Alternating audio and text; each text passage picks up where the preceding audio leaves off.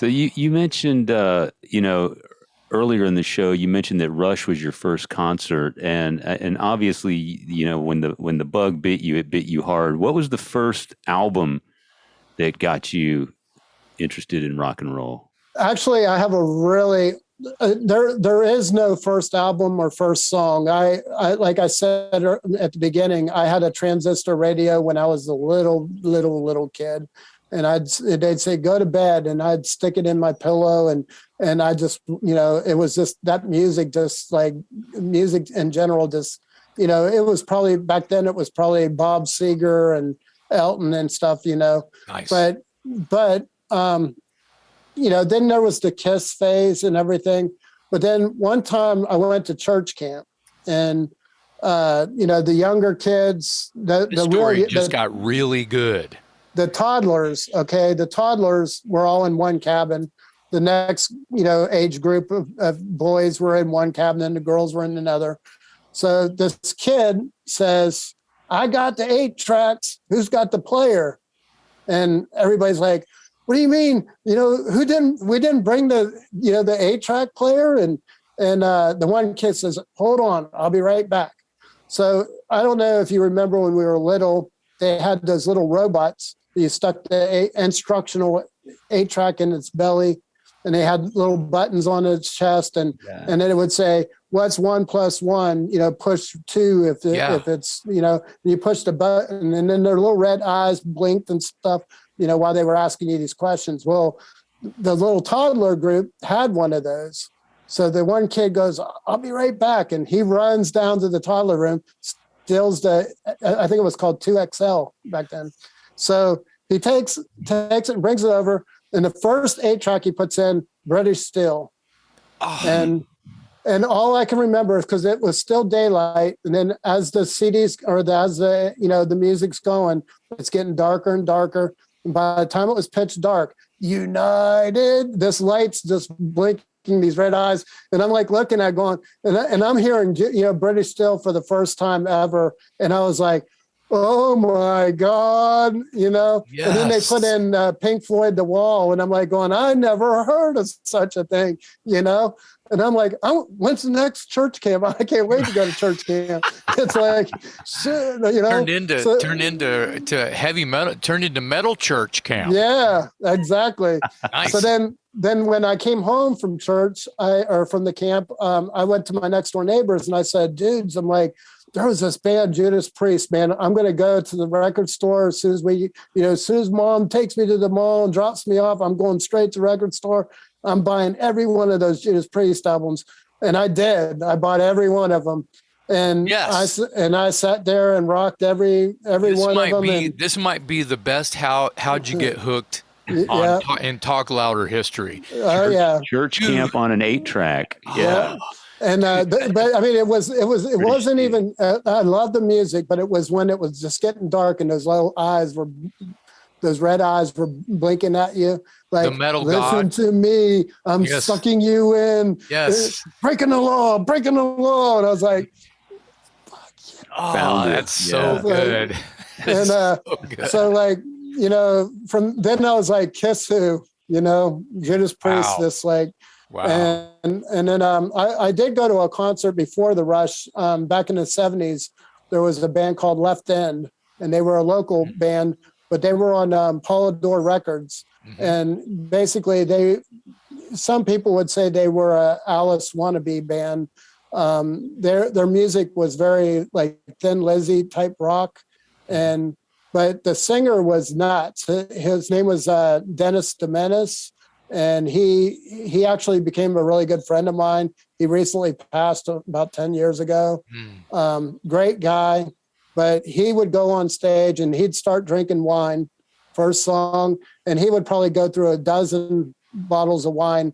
By the end of the show, the first concert I went to was at this amusement park. Every year they had what they called a spring fling, and it was the first night that first day that in the spring that this place opened, and they would have a big concert.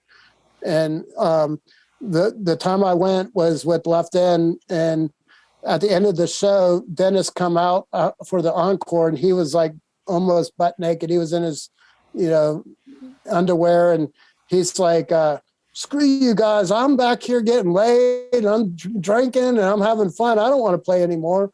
And everybody went nuts. And he went back and changed into his clothes, came back out. And like I said, man, this rock and roll thing is for me. It's like I can't wait to go to another concert. And you know, I've been pretty fortunate to seen a lot of really great shows. Saw the Pink Floyd at the Houston Astrodome before the big breakup and stuff. And what tour was that? I don't remember. It was 83, 84, 85, somewhere around there. What about the Rush show that you saw? What tour was that? Rush was Signals. Oh, okay. It was like 82, 81 or 82. Yeah. And Gary Moore opened up. Oh, that's cool. But I missed him, and I came in and I sat down at my seat. And we had pretty decent seats, but you know, it wasn't front row. But as soon as the lights went out and that first chord of Spirit of Radio came on, and like, you know, you always love the music. And like I said, at one time you're listening to a transistor radio through your pillow. Next minute you're listening to headphones, those big gaudy audio ones, like something like the ones you got. And you know, and when you get your first car, you got a decent stereo, but not a great stereo, and it's your sound's cracking and stuff. And you're like, I just wish I had a stereo that rocks like I want to rock. And then you went to the first concert, and like I said, as soon as those lights went out and that first chord of Spirit of Radio came on, I jumped 1,000 feet in the air, and I'm still up there.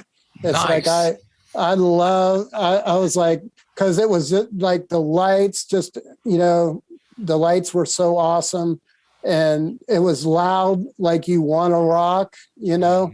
Yeah. And like all my life, it never mattered to me whether my stereo was the loudest or whatever.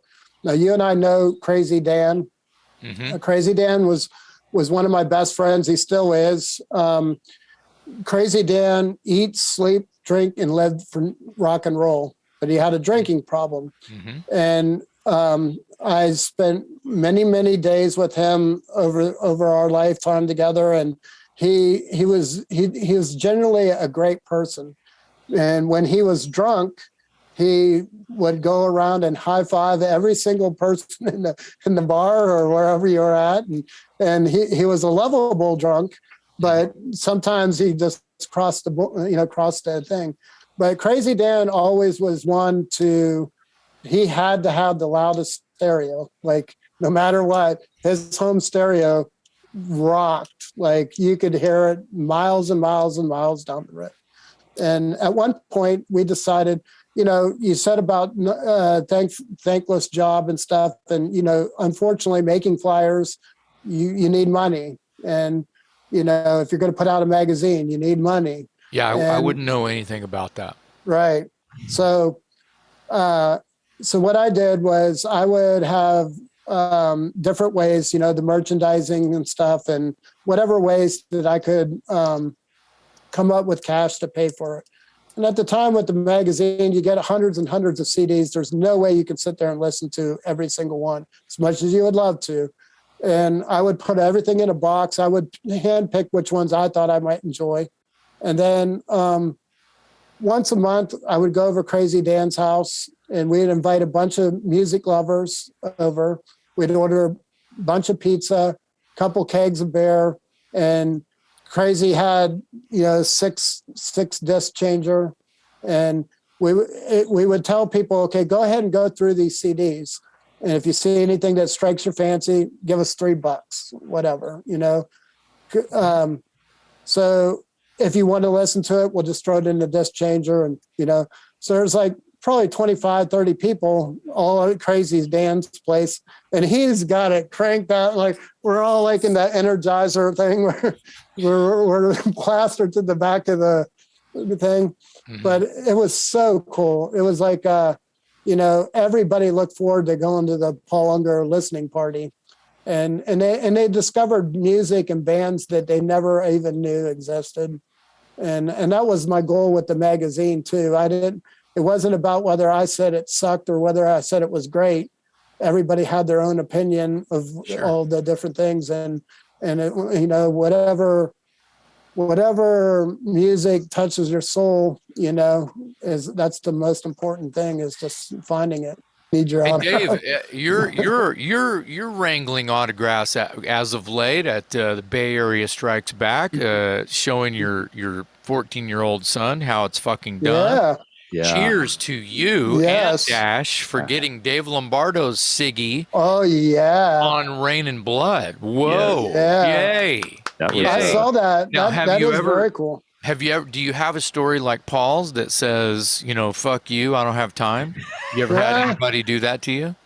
Dave wasn't like that, was he? No. I was going to say, Dave's cool. No, he was cool. Yeah. No, I can't recall anybody outright being uncool to me. I've had a couple interviews that kind of were going south. They weren't great.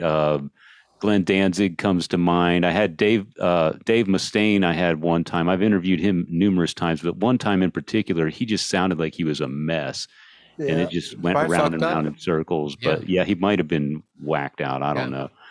But yeah, I mean, I haven't had any face-to-face kind of difficulties, thankfully. You know, I'm sure probably deserve. Speaking of Dave Mustaine, I saw something really cool. It just came across my news feed, and it's a TikTok video. It's got a Megadeth song in the background.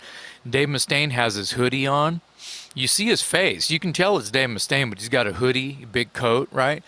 And Megadeth is on tour, right? They're out right now. And he goes...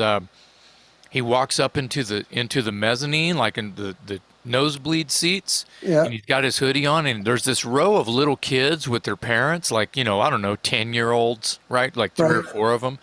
And he walks up to the row right behind them, you know, like mezzanine seating, like bleacher chairs, you know, and he sits down in one of them, and he's got total straight face, and he's just kind of looking around, and there's no one else around except this family, and he's got a handful of guitar picks, and there's kids that are not sitting in their seats, and they're facing their parents, talking to their parents, and the parents are facing the kids, and they're looking like over their parents' shoulder, and they're looking at, and they're trying to figure out who the fuck this hooded man is sitting behind their mom, right? And he goes like this, and Dave's handing them guitar picks. He's handing them guitar picks, and he's like, and the kids are starting to figure it out. Yeah. It's fucking Dave Mustaine sitting right behind my mom, handing me guitar. It's a TikTok video. Wow. So it's probably got. I have a quick Dave Lombardo story. We're still recording. Yeah, this is a good one. Oh, maybe not. So me and my friend Robbie, we were working at Builder Square in Houston, and we had tickets to see Slayer on South of Heaven tour with Motorhead and Overkill. So we dropped the hit of acid about lunchtime at work, and then another one. By the time we were leaving, you know, this is in the summertime, and it's like 110 degrees out, and we get in the car, and I'm like, dude, it's a blizzard, and I got the windshield wipers going, you know, flying, and we get to the venue, and I'm like going, you know, should we take a camera in or what? And he goes, well, worst case scenario, they won't let us in. So sure enough, they told us to get rid of the camera. So I just threw it in the bushes off to the side. We go in, and this one dude comes up to me, he says, man, whatever you're on, I want to be on that. And I said, and he kept following me around, bothering me. He goes, I got 2 backstage passes that if you want, you know, I got 2 backstage passes, and I'll give it to you for a couple hits. It's like, okay, sounds good. So during Motorhead, somebody throws a beer bottle, nails Lemmy right in the face. Oh my God. He's bleeding everywhere. And you could tell he was pissed, but he never missed a beat and kicked ass. And then Slayer came on. Now, this is the first, I've been to a lot of metal concerts, but this was the first that was like sold out in a very small, it was a very small club. And, you know, people were stage diving. I got kicked in the head. Everything's turning green. And I came to, and you know, it was just awesome. Like, it was just awesome. So then we go backstage and Dave Lombardo comes out first. I'm like, dude, you are my fucking hero. I'm like, I cannot believe that I don't have my camera. Like, I need a photo of this. And he was like, well, he goes, you already met me. I already signed your stuff. Sneak out and try to come back in. Said, I can do that. So I got this camera. I went out and I got back in. And I got this camera and I'm posing with one of my all-time heroes, and the stupid camera won't break or wouldn't work. And he goes, look, man, I see this all the time. And he's sitting there messing with it, couldn't get it to work. I threw it up against this brick wall or cement wall, and it shatters. And then he says, whatever you do, don't give the singer any acid. He said, don't give him any of that. He won't be able to sing tomorrow. So, you know me, I go up to him and I said, you want some acid? And he's like, no, I won't be able to sing tomorrow. And I look over and there's Lemmy, and his face is still bleeding. He never even wiped it off. His face is still bleeding. Wow. He has three of the most incredible, beautiful women all over him. And I'm like going, how, like, what am I doing wrong? I'm like, this dude, like, it's butt ugly. He's bleeding, and he has three of the most beautiful babes I've ever seen in person, like up close in person like that. And then, like, I said, hey, can you sign this for me? He goes, yeah. And I turned my back, and he was gone. And it was like, but like that night was just so awesome because it wasn't just meeting, you know, Slayer and Dave Lombardo and Lemmy, but it was the, you know, South of Heaven. That was like that up close in person. Yeah. Like, it was just phenomenal. I saw that tour in Austin. Yeah. I got to take a leak, guys. Yeah. Isn't that the Opera House? Yeah. See you later, Paul. Yes. Dave, I'll wait for you. We can shoot our intro. All right. I'll be right back. Take care, you guys. Paul, thanks, man. Love you, Paul. Yep. See you soon. Okay. Yep. Bye-bye.